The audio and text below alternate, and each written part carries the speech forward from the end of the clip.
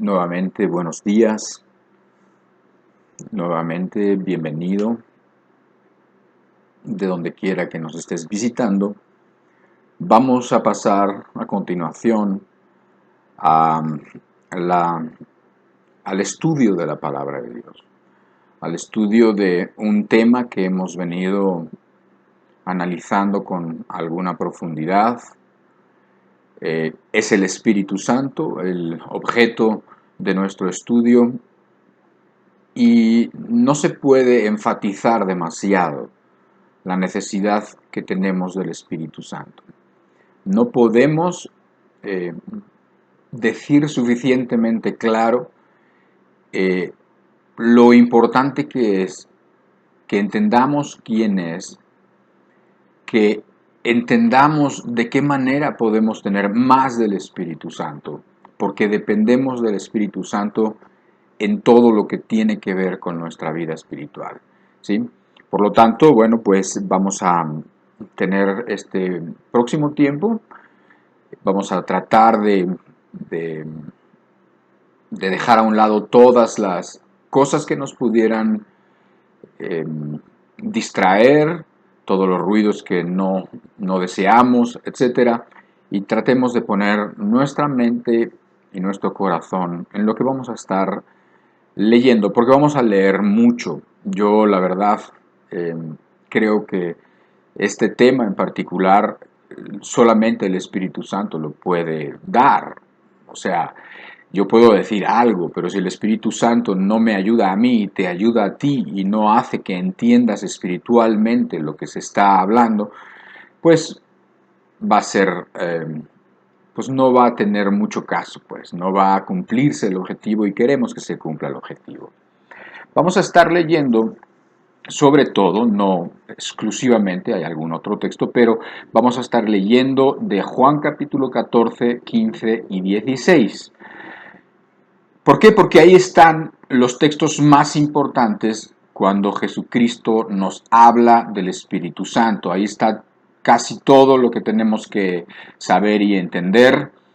Y, y bueno, esa conversación que tuvo con los discípulos era pues básicamente la última conversación que tuvo con ellos, porque estamos y nos debemos situar que estamos en el último día de Jesús aquí en la tierra. Digo, no exactamente, porque todavía viviría uno más aquí, pero es el día que lo van a agarrar, el día que lo van a encarcelar, el día que lo van a traicionar, es el día donde tomaron la última cena, que por eso se conoce, esa cena de la Pascua que tomó con sus discípulos, con sus apóstoles ahí.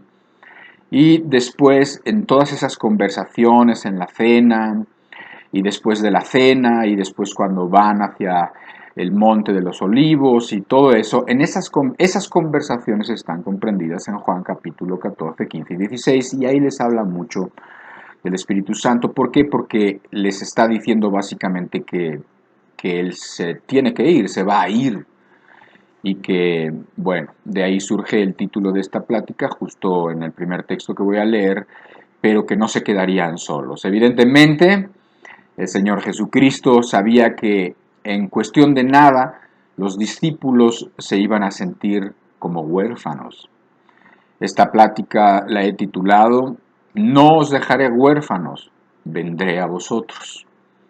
Y es una idea muy, muy bonita. Quizás los discípulos no estaban entendiendo muy bien qué es lo que les quería decir, pero él sabía, Jesús sabía, que dentro de unas horas, que dentro de un día, que dentro de 2 días y todos los días que seguían se iban a sentir como verdaderos huérfanos, se iban a sentir desolados en su corazón y en su espíritu. Pero vamos poco a poco y vamos a ver cómo la misma palabra nos va hablando de este tema. Vamos a empezar con Juan capítulo 14, desde el verso 15 hasta el verso 20. Dice así: Si me amáis, guardad mis mandamientos, y yo rogaré al Padre, y os dará otro consolador para que esté con vosotros para siempre, el Espíritu de verdad, al cual el mundo no puede recibir, porque no le ve ni le conoce, pero vosotros le conocéis, porque mora con vosotros y estará en vosotros. No os dejaré huérfanos, vendré a vosotros. Todavía un poco y el mundo no me verá más, pero vosotros me veréis, porque yo vivo, vosotros también viviréis. En aquel día vosotros conoceréis que yo estoy en mi Padre, y vosotros en mí, y yo en vosotros. Vamos a orar. Padre, te pedimos la ayuda totalmente necesaria de tu Espíritu Santo para hablar del Espíritu Santo, Señor. Te pedimos tu ayuda, Señor. Ayúdanos en cuanto a las circunstancias, a que todo esté tranquilo alrededor nuestro. Ayuda a nuestra mente a que no divague, a que no se vaya para un lado y para otro. Y ayúdanos a entender espiritualmente las cosas del Espíritu. Y te lo pedimos todo esto en el nombre de Jesucristo. Amén. Bueno, pues ya ahí tenemos el primer texto, que muy probablemente ya te diste cuenta que está tan lleno de cosas importantes. Es que era obvio que el Señor Jesucristo les estaba dando, ya era la última plática con ellos. Les estaba dando todo lo que necesitaban, les estaba diciendo las cosas más importantes que necesitaban conocer. En fin, yo pienso que estaba llena de ideas importantísimas. Y lo puedes ver desde este primer verso que estamos leyendo, de estos primeros versos. O sea, está hablando del amor, está hablando de la unidad del Padre, y vosotros, dice, yo estoy en mi Padre, y vosotros en mí, yo en vosotros. Dice que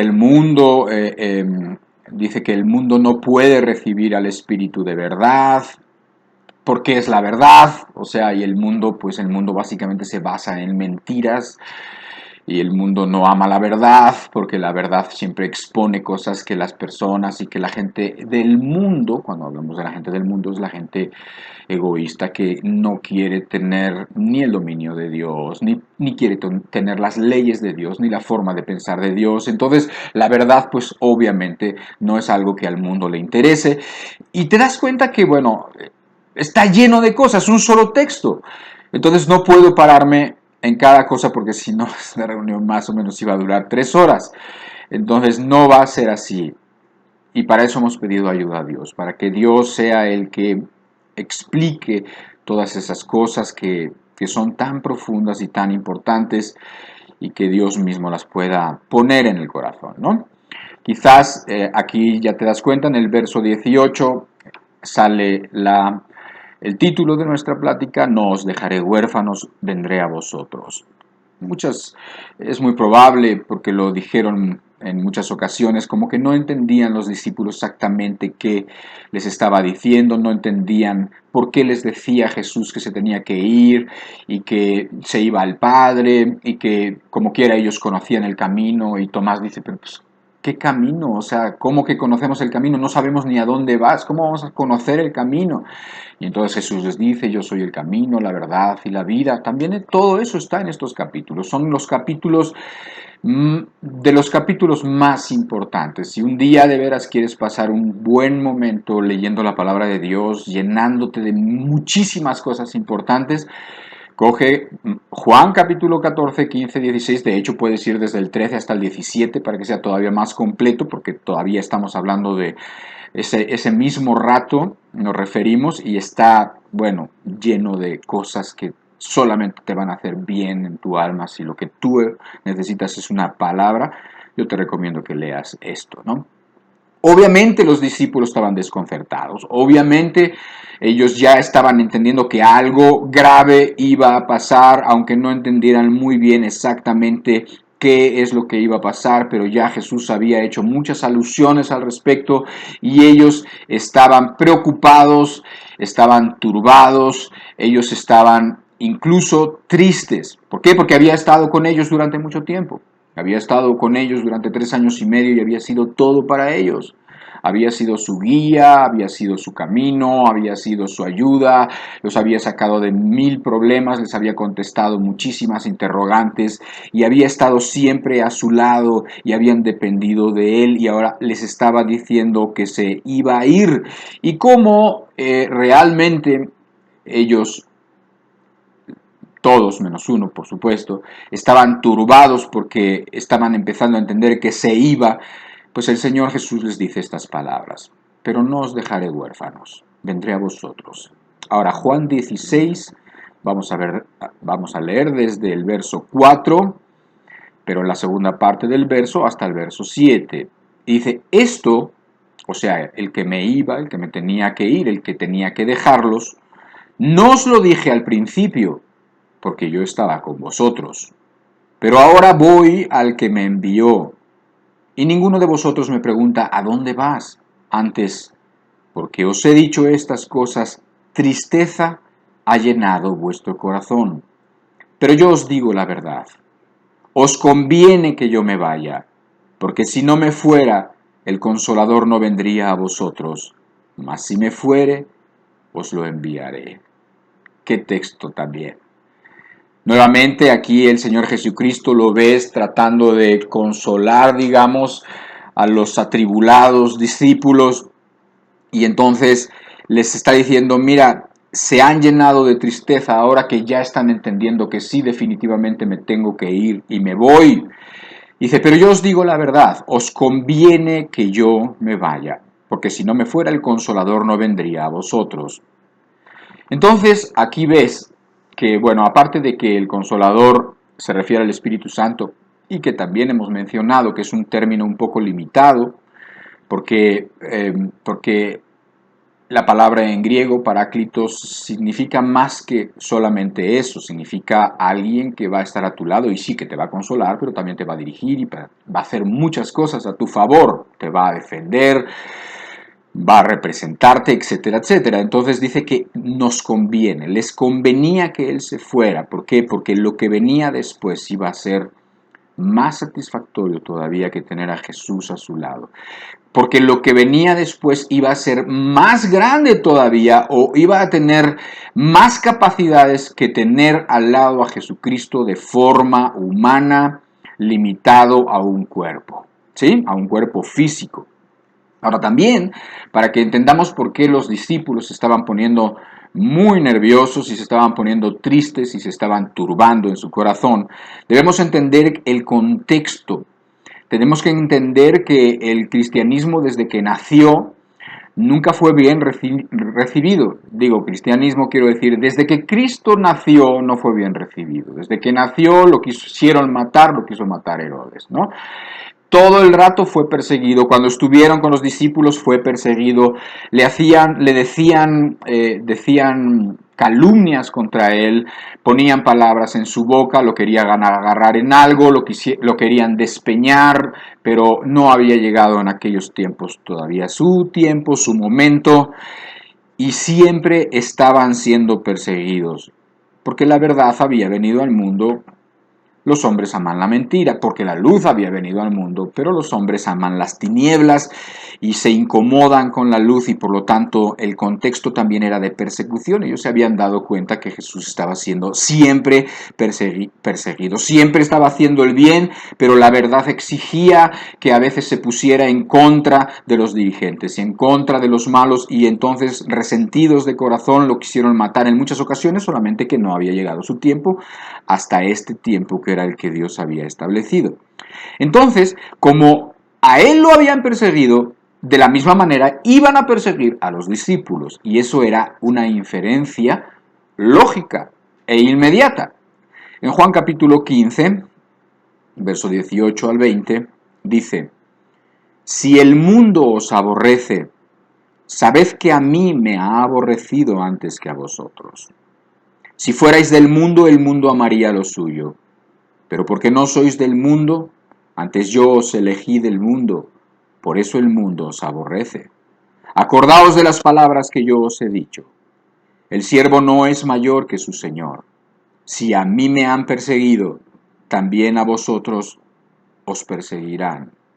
¿Te das cuenta? Jesús se lo estaba diciendo claramente, ellos lo veían. Veían que eso iba a suceder, veían que lo habían perseguido y sabían que si ellos seguían con la misión que Jesús les estaba dando, los iban a perseguir igualmente. Y Jesús no les deja duda, les dice: por supuesto, a mí me han perseguido, a ustedes los van a perseguir. Juan 16, verso 1 al 4. Aquí da algunos detalles acerca de esa persecución que van a tener. Estas cosas os he hablado, para que no tengáis tropiezo. Os expulsarán de las sinagogas, y aún viene la hora cuando cualquiera que os mate pensará que rinde servicio a Dios. Y harán esto porque no conocen al Padre ni a mí. Mas os he dicho estas cosas, para que cuando llegue la hora os acordéis de que ya os lo había dicho. Aquí claramente está diciendo que las autoridades religiosas eran las primeras que iban a tener problema con ellos. En general, todas aquellas personas que no quieren la verdad, que no quieren que se exponga la mentira de sus vidas, de sus creencias, de sus prácticas, entonces ellos son los primeros que van a perseguir. Y además dice una cosa muy interesante, porque además tiene mucho que ver con los tiempos que estamos viviendo, en donde evidentemente lo malo se le dice bueno y a lo bueno se le dice malo. Dice que cualquiera que os matara, dice, pensará que está matando a los cristianos, pensando además que está haciendo algo bueno, que está rindiendo un servicio a Dios. Tan mal están las cosas, así como hoy en día tan mal están las cosas, que, bueno, pues por la verdad una persona puede quedar totalmente manchada en su reputación, en la sociedad actual, cuando simplemente está nada más hablando la verdad, nada más queriendo quizás salvar un alma. Y entonces pues la gente furiosa cumple esta profecía de Jesús persiguiendo a los que tienen y aman la verdad, ¿sí? Pero bueno, ahora, ya te estás dando cuenta del ambiente, estás dándote cuenta de que era el último día, que están con Jesús físicamente, te estás dando cuenta de que en esta plática Jesús tiene muchas cosas que decirles, te estás dando cuenta además que los discípulos están claros de que el mundo ha sido terriblemente hostil contra Jesucristo y que además va a ser terriblemente hostil con ellos, y es normal que su corazón se llenara de preocupación, que se llenara de miedo en un momento dado. ¿Por qué? Porque además está diciendo que los va a dejar solo. Mientras Jesús había estado con ellos, Jesús de alguna manera les sacaba las castañas del fuego. O sea, Jesús se metía, resolvía las cosas. Si había una tormenta la calmaba, si había una pregunta la respondía, si había una cosa él podía hacer muchas cosas, y ellos se habían dado cuenta y dependían de él. Pero ya se les iba y es normal que se pusieran muy nerviosos y se turbaran.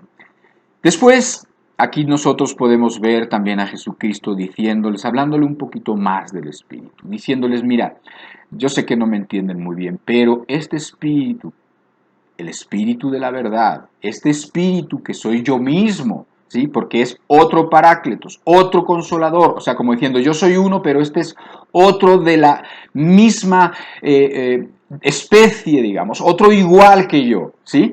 Y sabemos, pues, lo que es el Padre, Hijo y Espíritu Santo, que es un solo Dios manifestado en tres personas, que tiene mucho que ver con esto, y que lo vas a ver ampliamente en estos capítulos. Si te pones a ver acerca de la Trinidad en estos capítulos, lo vas a entender muy muy bien, sin que además encuentres la palabra Trinidad ahí, porque no es una palabra que está en la Biblia. Pero bueno, les empiezo a decir lo que este Espíritu, este Paráclitos, este Espíritu de la verdad, este Consolador, este abogado defensor hará con ellos. Primero con ellos. Juan capítulo 14, verso 23 al 27. Dice así: respondió Jesús y le dijo, el que me ama, mi palabra guardará. Y mi Padre le amará, y vendremos a él y haremos morada con él. El que no me ama no guarda mis palabras, y la palabra que habéis oído no es mía, sino del Padre que me envió. Os he dicho estas cosas estando con vosotros. Mas el Consolador, el Espíritu Santo, a quien el Padre enviará en mi nombre, él os enseñará todas las cosas, y os recordará todo lo que yo os he dicho. La paz os dejo, mi paz os doy. Yo no os la doy como el mundo la da. No se turbe vuestro corazón, ni tenga miedo. Juan capítulo 15, verso 26 al 27. Pero cuando venga el Consolador, a quien yo os enviaré del Padre, el Espíritu de verdad, el cual procede del Padre, Él dará testimonio acerca de mí. Y vosotros daréis testimonio también, porque habéis estado conmigo desde el principio. Cuando Jesús les habla del Espíritu Santo, obviamente les empieza a decir algunas de las cosas que el Espíritu Santo iba a hacer. Y el Espíritu Santo iba a hacer cosas con ellos e iba a hacer cosas en general con el mundo. Pero con ellos, y cuando hablamos de ellos, espero que te incluyas, porque estoy hablando, exactamente a los dos tipos de persona que Jesús hablaba, y hablaba a sus discípulos, por un lado, y había cosas que se referían específicamente a sus discípulos, y hablaba también de la gente que no eran sus discípulos, en la que englobaba con el término mundo, con la gente del mundo, y con ellos, bueno, pues también el Espíritu Santo iba a hacer muchas cosas también, pero primero con ellos, o sea, primero contigo, si tú has hecho esa profesión de fe, si tú has dejado tus malos caminos atrás y has confiado en la misericordia de Dios. Dice muchísimas cosas, solamente las voy a mencionar. Dice desde el verso 23, dice que vendremos a Él y haremos morada con Él. Por medio del Espíritu, Dios mismo hará morada en un hombre mortal, en un hombre con una mente como la tuya y como la mía que la hemos usado para el mal. Y entonces dice que haremos morada en él. O sea que el cristiano viene a ser, como también lo expresa el apóstol Pablo, templo del Espíritu Santo, donde mora Dios. Qué cosa tan tremenda. No nos vamos a meter ahora, pero es tremendo decir que Dios mora en una persona. Y también es tremendo pensar en esto porque uno empieza a entender las implicaciones de qué, o sea, qué significa que Dios more en una persona. ¿Cómo debe de ser la vida de alguien que Dios mora en él? También dice, por ahí en el verso 26, que el Espíritu nos enseñaría todas las cosas. Así que tenemos un maestro, alguien que guía nuestras enseñanzas, alguien que guía dónde tenemos que estar estudiando, de dónde tenemos que estar tomando el conocimiento que nos hace sabios o que nos hace y nos prepara para la vida y para dar testimonio de Jesucristo, que es lo más importante. Y también dice, y os recordará todo lo que yo os he dicho. En otras palabras, bueno, pues iba a inspirar, iba a recordar a aquellas personas que finalmente escribirían la Biblia, que escribirían el Nuevo Testamento, y les iba a recordar todas las cosas que habían pasado, todas las cosas que les había dicho, los acontecimientos con mucho detalle, se los iba a estar recordando, y lo mismo hará con los creyentes, les recordará todas las cosas que él ha dicho. Por eso tú puedes ver que una persona cristiana con el Espíritu Santo tiene luego mucha más y se le nota mucha más sabiduría que un erudito que ha estudiado muchísimos libros, pero que no tiene el Espíritu Santo. Y también dice el verso 27, ese pasaje que leímos antes de la alabanza. La paz os dejo, mi paz os doy. Evidentemente el Espíritu Santo es esa parte, es ese agente para que desde adentro podamos tener esa paz que Dios da, que no es como la que el mundo da, esa paz que tiene su origen en la reconciliación con Dios, esa paz y esa seguridad que tiene tanto que ver con la fe, lo que platicábamos un poquito al principio, ¿sí? Entonces, dice al final esa lista de, digamos, esos versos, dice, no se turbe vuestro corazón ni tenga miedo. Pues con tantas cosas buenas que el Espíritu va a hacer en una persona, pues entonces no se turbe tu corazón ni tengas miedo. A pesar de que estás en un ambiente hostil, en un mundo sanguinario, en un mundo malo, en un mundo cruel, en un mundo donde no solamente, o sea, en un mundo donde te van a perseguir hasta por hacer lo bueno, no solamente te van a calumniar, sino por hacer lo bueno te van a perseguir.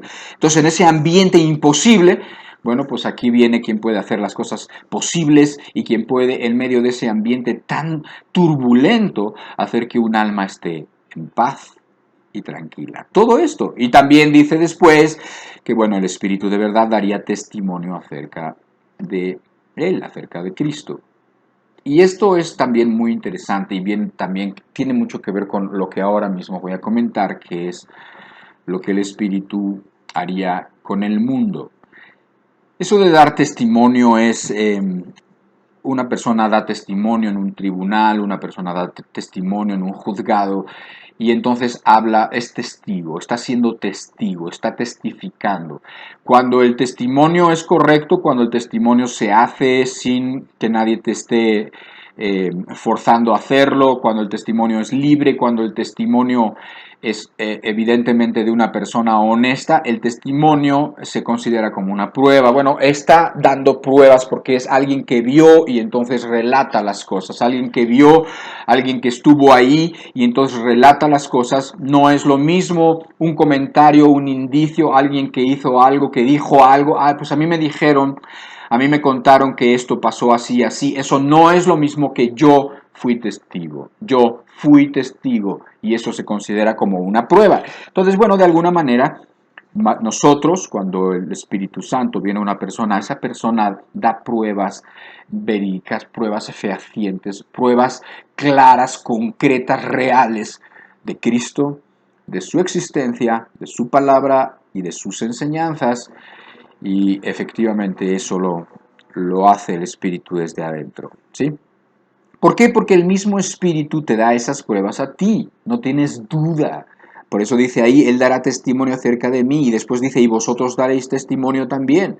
Porque primero tú tienes ese testimonio aquí adentro, verídico, totalmente verídico, y lo tienes tan claro y estás tan cierto que a la vez tú das testimonio con esa convicción, con esa certeza que lo hace una persona cuando tiene el Espíritu Santo. Sin dudas y nada de eso.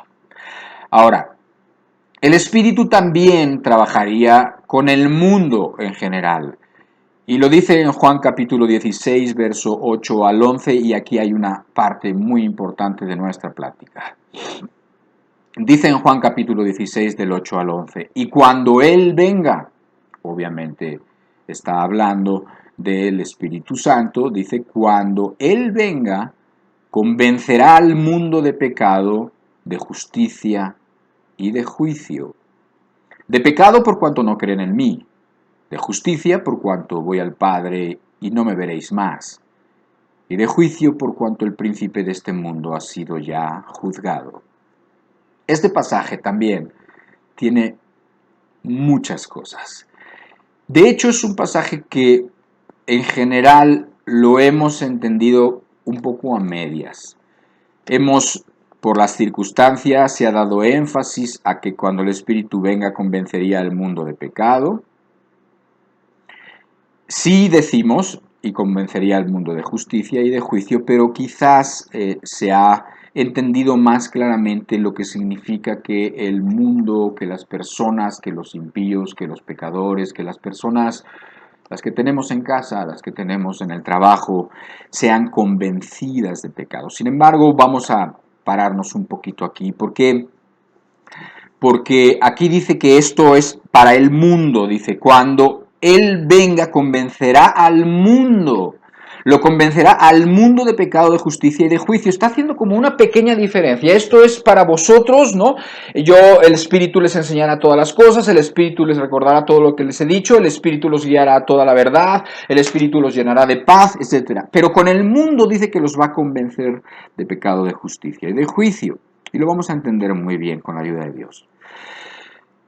Ahora, quiero que entiendas y que traigas a la mente ese otro texto que dice Jesús: de tal manera amó Dios al mundo, dice la palabra, de tal manera amó Dios al mundo que por eso dio a su Hijo Jesucristo. Entonces, este mundo al cual el Espíritu va a convencer de pecado, de justicia y de juicio, es ese mundo al cual Dios ha amado. Y eventualmente ese mundo terminaría siendo, según la voluntad de Dios, tú y yo. O sea, tú si eres convertido, los discípulos de Jesucristo, porque todos nosotros estábamos en el mundo participando de todos los pecados del mundo, y sin embargo la misericordia de Dios nos trajo hasta aquí. Pero nos trajo de esta manera, convenciéndonos de pecado, de justicia y de juicio. ¿Sí?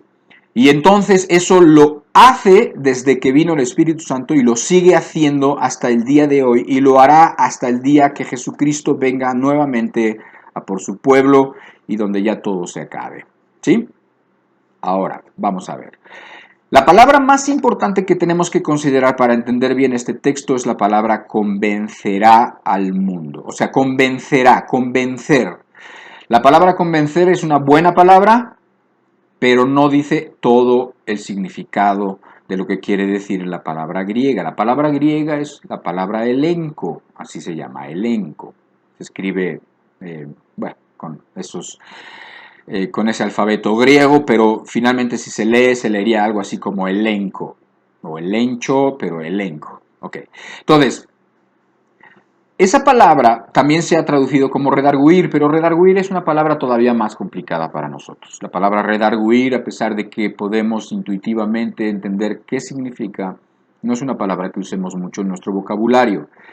Sin embargo, la palabra elenco podemos entenderla muy bien porque significa algo así como quedar convicto. Y esa palabra sí la podemos entender. Si tú te das cuenta, la palabra convicto tiene que ver con los tribunales, tiene que ver con los juzgados, tiene que ver con una persona que está siendo procesada por algún delito. Y cuando una persona está siendo procesada por un delito y esa persona de repente dicen esa persona es culpable, ¿qué se dice? Que esa persona está convicta.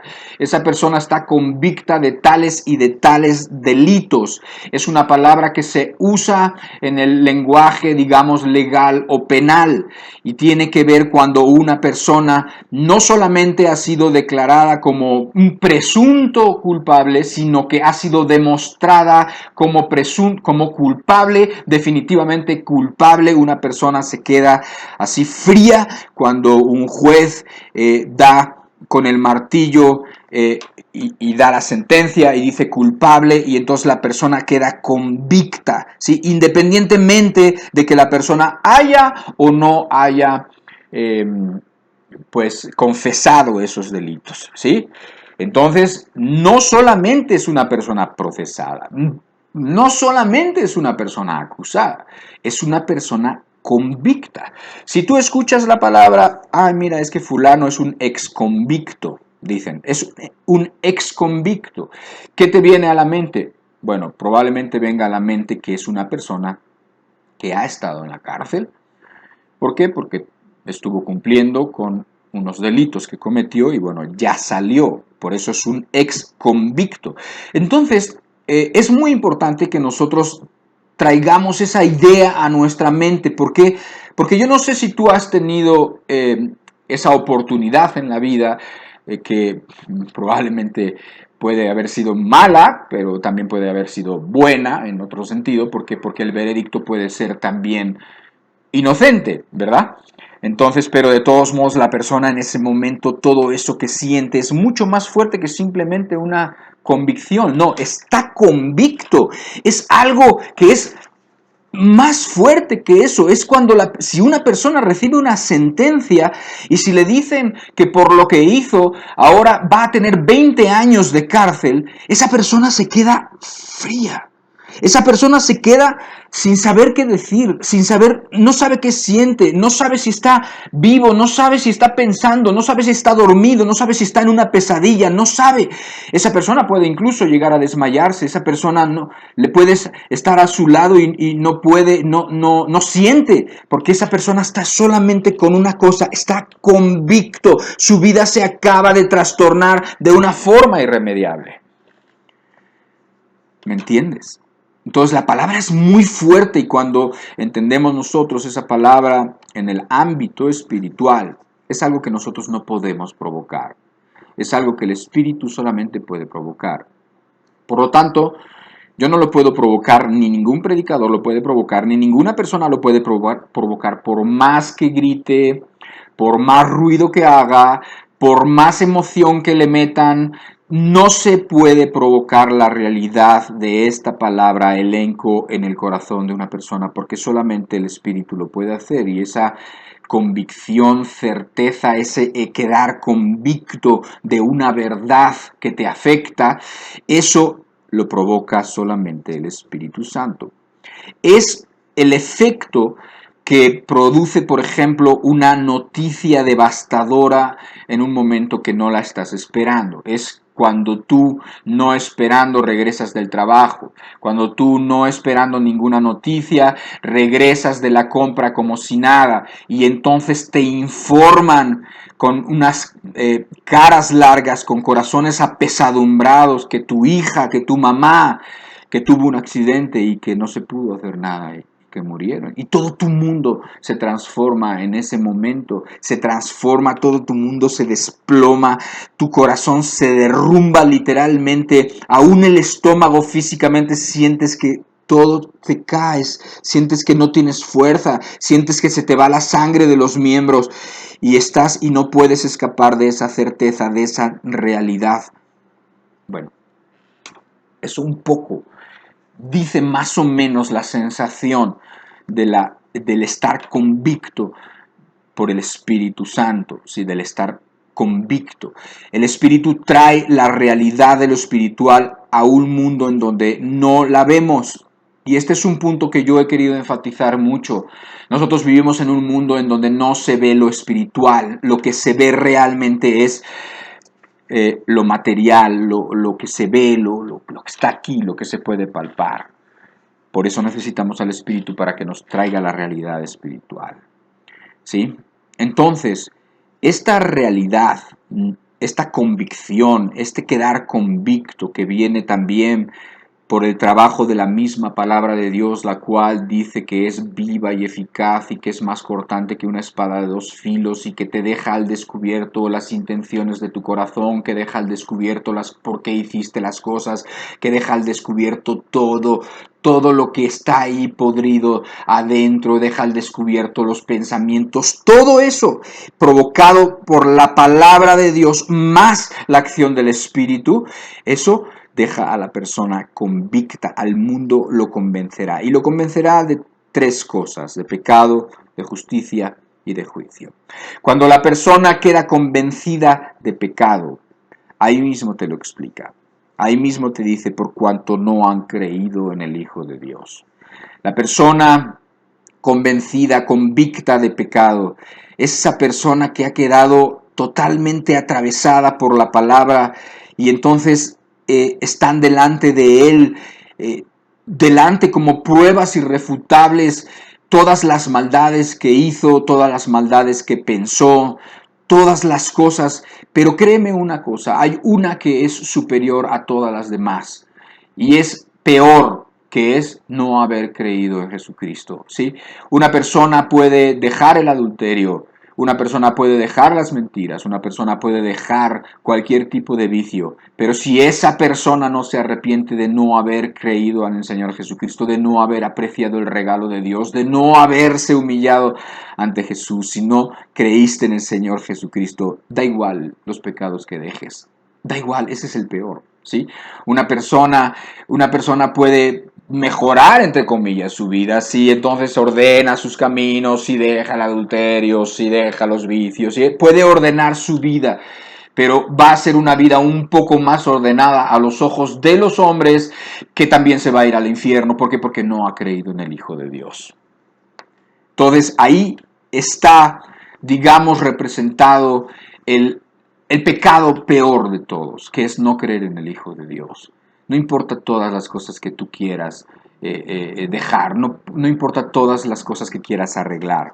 Si una persona no cree en el Hijo de Dios, está condenado, punto, se acabó. No importa que hayas ordenado tu vida en tu soberbia y en tu amor, en tu justicia propia, y has hecho muchas cosas y que des muchos regalos y que te sacrifiques según tú y que des tu dinero, nada. Dice la Biblia que esta es la condenación, que la luz vino al mundo, pero los hombres amaron más las tinieblas que la luz. O sea, el pecado del mundo es no creer en Jesús. Y si tú te das cuenta, velo en cualquier persona, velo en los filósofos, velo en los músicos, velo en los periodistas, velo en todo el mundo. Se atacan unos a otros, políticos de acá, políticos de derecha, políticos de izquierda, todo el mundo se ataca, todo el mundo se quiere sentir mejor que los otros, ¿sí? Y sin embargo, casi nadie cree en el Señor Jesucristo. Y ese es el verdadero pecado, de que la gente queda convicta cuando viene el Espíritu Santo a su vida. Ve todo, sí, toda la gama, todo el espectro de sus propios pecados, sí, pero hay uno que está por sobre todos los demás, que es: no creíste en el Señor Jesucristo. No quisiste creer en el Señor Jesucristo. No quisiste creer en sus palabras. Cuando la persona entiende eso por el Espíritu Santo, la persona queda fría. ¿Sí? Pero vamos a seguir. ¿Qué más convence el Espíritu? ¿A qué más deja convicto a la persona? Bueno, también dice que lo deja convicto de justicia.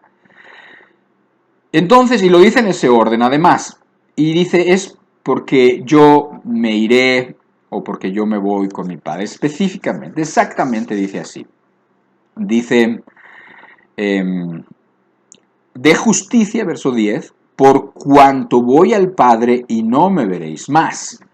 Entonces yo estaba pensando, decía, bueno, exactamente qué querrá decir eso, pero además tiene que tener que ver con estar convencido, convicto de justicia.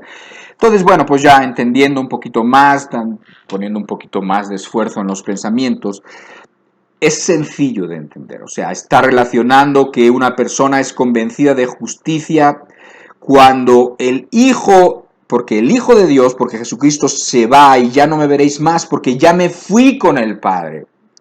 Entonces, esto quiere decir, más o menos, para que podamos de ahí seguir buscando el significado cada vez mejor, esto quiere decir que Jesucristo ya no iba a estar con ellos. Entonces eso quiere decir que Jesucristo había muerto, que Jesucristo había resucitado al tercer día y que Jesucristo regresaba al Padre. Ahora, aquí tú ves que Jesús habla muchas veces en pasado, en presente, en futuro, y a veces parece que se pierde esa idea de pasado, presente y futuro. Efectivamente se pierde y se tiene que perder, porque ese tiempo es algo que tenemos nosotros los humanos aquí, en este momento, en este lugar físico en el que estamos, en estos días de 24 horas, y entonces tenemos el tiempo que nos dice dónde nos situamos, pero eso no quiere decir que en la eternidad exista eso, ¿sí? Por eso se pierden esos parámetros de ahora, de después, de antes, y entonces aquí habla como viendo algo que todavía no ha sucedido para los discípulos, algo que va a suceder, y es que Jesús, ¿por qué? Porque si tú te das cuenta, cuando lo está diciendo el Hijo de Dios, seguía con ellos, no se había ido ni estaba ya con el Padre en su gloria original, no. Entonces, él está hablando, digamos, en tiempo presente de algo que va a suceder para lo que los discípulos podían entender, y nosotros.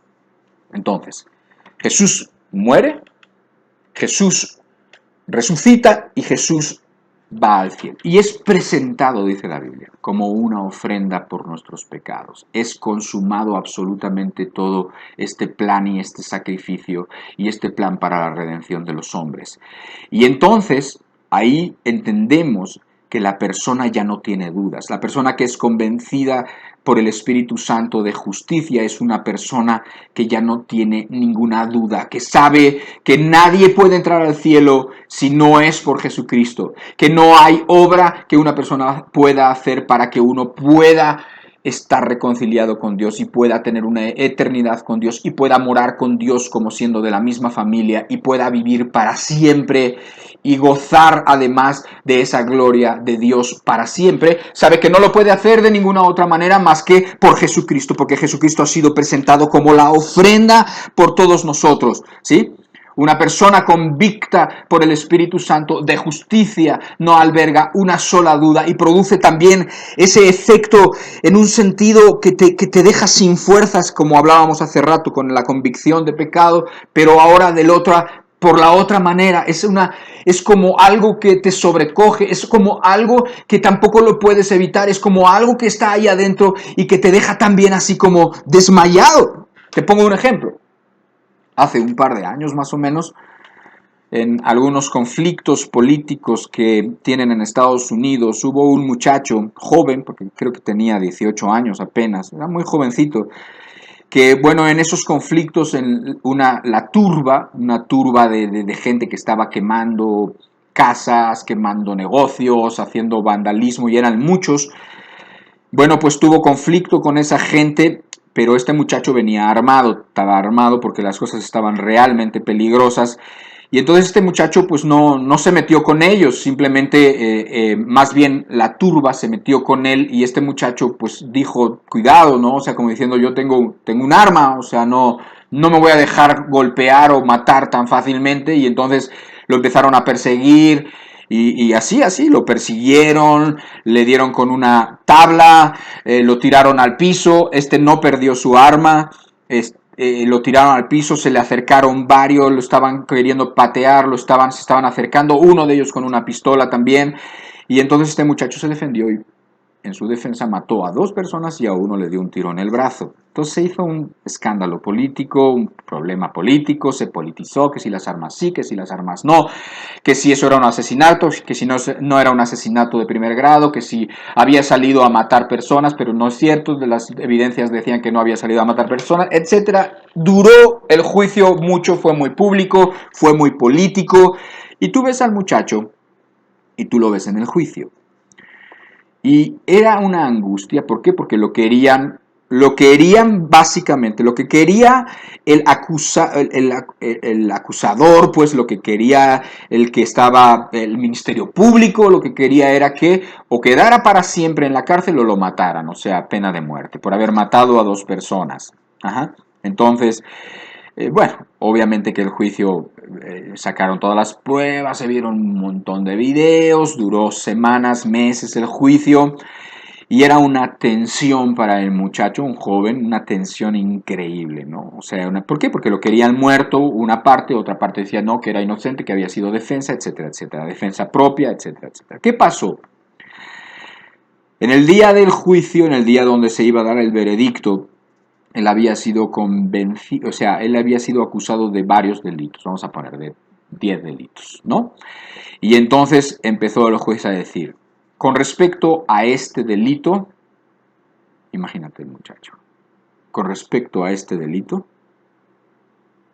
inocente. Y seguía. Con respecto a este otro delito, el jurado ha encontrado a fulano de tal, inocente. Con respecto a este otro delito, el jurado unánimemente lo declara inocente. Cuando llegó al último delito, el muchacho, ¡pum!, inocente, se derrumbó en lágrimas, llorando, ya no le sostuvieron los pies. ¡Soy inocente! Todo eso, esa condenación, todo eso que había sentido, todas esas presiones en ese momento se esfumaban. Era inocente, no podían sostenerle sus piernas. Era inocente, no había acusación con él, no había nada contra él. Bueno, llévalo al plano espiritual. Inocente. Es esa convicción de esa persona que perteneció al mundo, de esa persona enemiga de Dios, de esa persona llena de cargos culpables, y que en el momento dado, porque Jesús llegó al cielo, porque Jesús presentó a su propio sacrificio como la ofrenda para que nosotros pudiéramos ser perdonados, inocentes. Y cuando una persona tiene esa convicción, no vemos a un cristiano titubeante, siempre con problemas de conciencia, siempre con problemas de si Jesús sí, de si Jesús no, de que si se lo habrá perdonado, de que si no lo habrán perdonado. Tremendo. Piensa en esto. Simplemente piensa en esto. Inocente. Ahora, de lo último que iba a convencer el espíritu, según esto, al mundo, es que lo iba a convencer de pecado, de justicia y de juicio. También de juicio. Y él mismo explica por qué de juicio. Y lo volvemos a leer. Dice, y de juicio por cuanto el príncipe de este mundo ha sido ya juzgado. Nosotros podemos entender esto, que una persona está convencida, queda convicta de juicio, porque, digamos, ya el juicio terminó. Eso es lo que quiere decir. El juicio terminó y el juicio deja a unos inocentes y deja a otros absolutamente culpables. En un juicio, sea como se dé, para un lado o para otro, siempre hay una de las partes que queda mal, insatisfecho con esa resolución, y otra de las partes está feliz con esa resolución.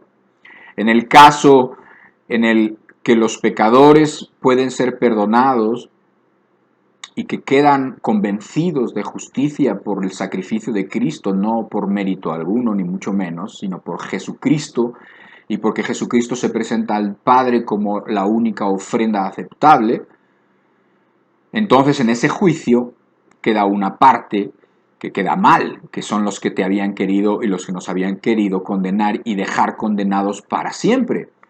Pero aquí la resolución es que ellos quedan juzgados y convictos. Ajá. O sea, dice, el príncipe de este mundo ya ha sido juzgado. O sea, el juicio se acaba y queda esa parte condenada. Y aquí tienes que entender que desde el principio de la Biblia hasta el final de la Biblia, nosotros vemos esa sentencia ya aplicada. Por eso te decía hace rato que esos conceptos de tiempo no son totalmente claros y que no son claros, o sea, sí son claros, obviamente, porque para nosotros el tiempo es vital para entender las cosas y cómo se van dando las cosas, pero Jesús no siempre usaba esa misma idea del tiempo como nosotros, y en la Biblia evidentemente así, por eso la Biblia profetiza cosas. Desde el Génesis dijo, desde que la simiente de la mujer iba a vencer a la serpiente, estás viendo que ese juicio termina de una manera, estás viendo que el enemigo de los hombres, que el Satanás, el diablo, iba a quedar juzgado, condenado y además sentenciado para siempre. O sea, lo iban a vencer y además iba a quedar sentenciado para siempre. Y tú lo puedes ver también cuando en el libro del Apocalipsis se habla también de que en el capítulo 20, de que Satanás, el diablo, junto con sus seguidores, junto con sus aprendices, junto con la gente que va con él, ¿sí? Tú lo puedes ver que también es echado al lago de fuego y azufre, encadenado para siempre, y de ahí no va a salir. O sea, no solamente queda acusado, sino queda condenado para siempre. El príncipe de este mundo, Satanás, ya ha sido juzgado. Dice la palabra de Dios también en el libro de los Hebreos, en el capítulo 2, que por medio de la muerte Jesucristo venció a aquel que tenía el imperio de la muerte, esto es, al diablo. ¿Sí? Y que con esa muerte y con esa amenaza de muerte tenía esclavizado a todos los hombres, así dice. ¿Sí? Y entonces dice que Jesús lo vence con sus mismas herramientas. Por medio de la muerte lo vence en el momento en que Él muere en la cruz. Vence al diablo. Vence al diablo y todas las cosas quedan ya selladas de una vez. Es cuestión de tiempo para los hombres nada más, ¿sí? Muere, pero después resucita. Pero en el momento en que muere, vence al diablo, ¿sí? Y además le arrebata, pues, digamos, su dominio. Entonces, eso quiere decir muchas cosas, ¿sí? O sea, quiere decir que una persona que permanezca con el diablo y que no quiera irse a las filas de Dios, reconciliarse con Dios, esa persona ya está condenada, ya está condenada. O sea, no se va a librar, no la vas a librar, no va a cambiar la sentencia. Dios no va a decir a la hora que mueras después, decir, ay, pues mira, son tantos los que se van a perder que mejor vamos a bajar un poquito el estándar y pues que se salven unos cuantos más. No va a pasar eso, no vas a tener otra oportunidad el día que expires y que des tu último aliento, no vas a tener ninguna otra oportunidad. Está dicho, ya está juzgado. Y como está juzgado el príncipe de este mundo, están juzgados sus seguidores, sus acólitos, están juzgados sus discípulos, sus aprendices, sus promotores. todos están juzgados. Pero también quiere decir para los que estamos en el lado bueno, en el lado de Cristo, sabemos que ya todo es cuestión de tiempo, que está juzgado, que las cosas, la suerte ya está echada, quien va a ganar es Jesús. Esto es un asunto ya hecho, ya aquí no hay duda de si va a ganar Jesús o si va a ganar el diablo, si va a ganar el bien, que si va a ganar el mal. No, aquí no hay ninguna duda, la suerte ya está echada, el veredicto ya está dicho. Por lo tanto, una persona al lado de Jesucristo, una persona con el Espíritu Santo, está tranquila. Porque el veredicto ya está dicho, no se va a revocar, no va a venir después un ministerio público o no va a venir alguien que va a querer revocar la sentencia. Bueno, puede ser que quieran venir a revocarla, pero no se va a revocar, no se va a cambiar la sentencia. Por lo tanto, el que está a salvo y el que se agarra del Señor Jesucristo no tiene nada que temer absolutamente. ¿Por qué? Porque nada puede separarlo del amor de Cristo, ni lo alto, ni lo bajo, ni ángeles, ni diablos, ni absolutamente nada lo puede separar del amor de Cristo. La suerte está echada. Si estás al lado del Salvador, estás salvado. Punto. Estás salvado. Ahora, yo sé que esto se debe balancear, siempre lo hemos balanceado, pero realmente el único que pudiera echar a perder todas estas cosas no es el diablo, eres tú. Pero yo no quiero eso para mí, no sé si tú lo quieras para ti. ¿Quieres jugar tú con lo más santo? No creo, no estoy hablándole a este tipo de personas, ¿sí? Ahorita no lo estoy hablando a este tipo de gente, ¿sí? Entonces, convictos. El Espíritu convencerá al mundo, pero te vuelvo a recordar, este es el mismo mundo que Jesús amó. Este es el mismo mundo que Jesús vino a salvar. Por lo tanto, aquí vemos que nosotros pertenecíamos a este mundo, o que quizás tú perteneces a este mundo. Mira lo que quiere hacer Dios dentro de ti por medio del Espíritu Santo, traer esa realidad espiritual primero de tu condenación y después de la justicia que se obtiene por mérito de Jesucristo. Y creo que esto es suficiente por hoy, ¿sí?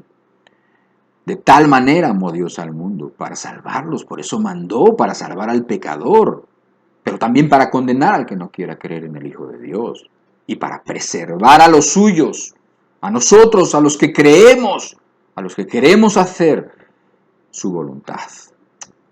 Vamos a dejarlo aquí. Todavía hay más que hablar, pero vamos a dejarlo aquí. Vamos a tener un momento de reflexión. Vamos a tener un momento en donde le pidamos a Dios que nos mande su Espíritu, que nos ayude a entender, que haga la obra, que la empiece o que la acabe, según sea el caso, hoy, ahorita. Cierra tus ojos, por favor. Vamos a tener un canto y ese canto te puede guiar para que le digas, ven Espíritu de Dios, dame el poder, dame la gracia, dame el amor que necesito.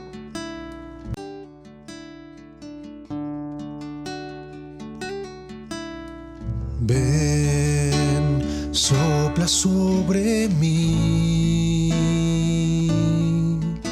Espíritu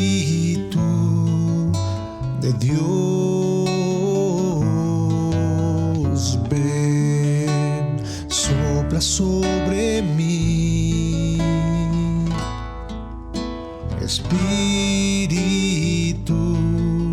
de Dios.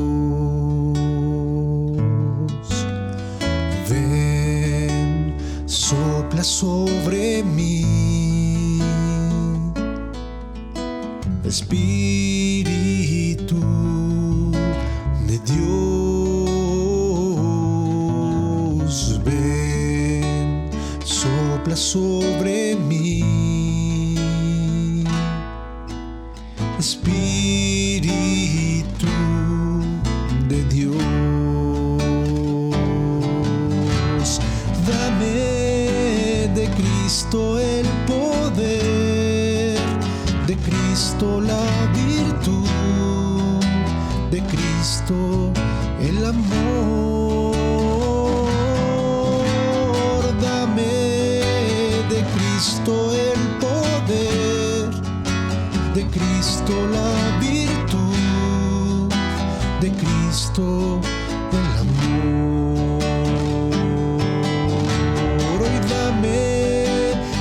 Cristo el poder, de Cristo la virtud, de Cristo el amor. Dame de Cristo el poder, de Cristo la virtud, de Cristo el amor.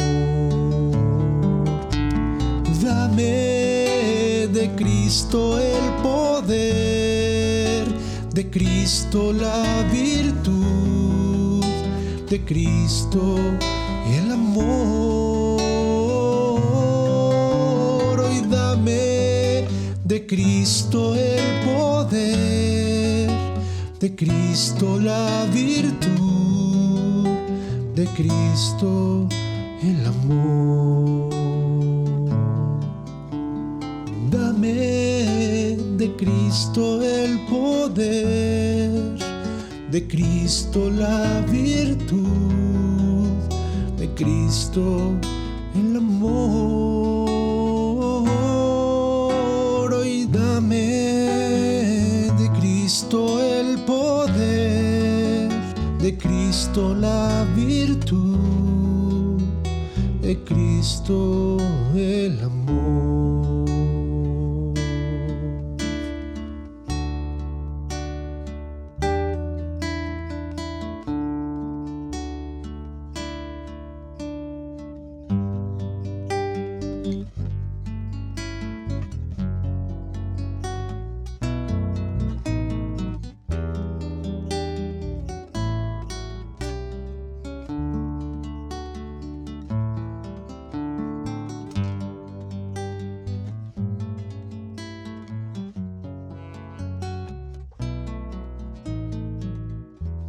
Padre, te pedimos en el nombre de Jesús,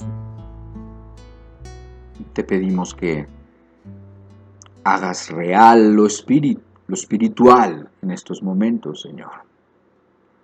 Que hagas que la persona que está escuchando esto, que ha venido escuchando esta conversación, esta plática, que ha leído estos textos, Señor, quede convicta de tu realidad, Señor. Porque sabemos que es tu presencia, tu realidad, Señor, la que nos convence, la que nos abre los ojos desde adentro, la que nos recuerda todas las cosas. Pedimos que hagas una obra con nosotros, Señor. No hay nada que podamos hacer nosotros para extender el reino de los cielos.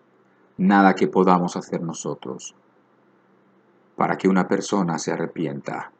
No hay nada que podemos hacer nosotros si no lo hace el Espíritu Santo. Nosotros incluso podemos leer la Biblia, leérsela a los demás, leerle los pasajes que creemos adecuados para la condición, el tipo de pecados de una persona. Y sin embargo, sin el Espíritu Santo no lograríamos nada, Señor. Lo mismo podemos leer, podemos enfatizar, podemos gritar, podemos tratar de provocar sensaciones acerca del sacrificio de Jesús, del amor de Jesús, para que una persona entienda y para que una persona, Señor, no siga en su miseria, Señor, cuando hay un Salvador, no siga en la oscuridad cuando hay una luz que vino al mundo. Pero podemos leerlo, Señor, y sin embargo, sin el Espíritu Santo no se logra nada. Pedimos, Señor, tu Espíritu Santo en estos momentos, para que haga todas las cosas que son necesarias. Deja que el canto también te guíe en lo que pidas, pero tú métete en tus pensamientos, olvídate del mundo de afuera. Ahora Jesús, por su Espíritu, está aquí. Es momento de estar con Él.